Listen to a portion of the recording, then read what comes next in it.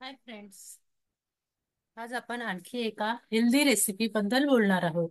या रेसिपी खूप कमी वेळात आणि फार छान होतात आणि टेस्टी असतात. व्हेजिटेबल दलिया रेसिपी. यासाठी लागणारं साहित्य आहे: एक वाटी दलिया, एक मीडियम साइज कांदा, गाजर, ढोबळी मिरची, शेंगदाणे, जिरा, एक चमचा तेल, मिरची, कढीपत्ता, कोथिंबीर. तयारी करण्यासाठी एक वाटी दलिया पॅन मध्ये टाकून कोरडा भाजून घ्या रव्यासारखा. त्यानंतर सर्व भाज्या कट करून घ्या. रेसिपी: या पॅन मध्ये एका पॅन मध्ये एक चमचा तेल टाकून घ्या. स्टीलचा पॅन वापरायचा शक्यतो. तेल गरम झाल्यानंतर जिरा आणि कढीपत्ताचा तडका द्या. त्यामध्ये मिरची टाका. त्यानंतर कांदा परतून घ्या.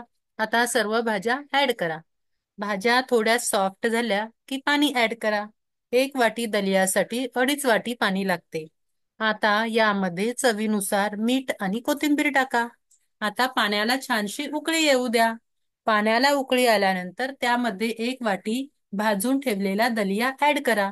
त्यानंतर त्याला झाकण ठेवून व्यवस्थित 10 मिनिटे शिजवून घ्या. गरज वाटल्यास अजून थोडे पाणी ऍड करू शकता.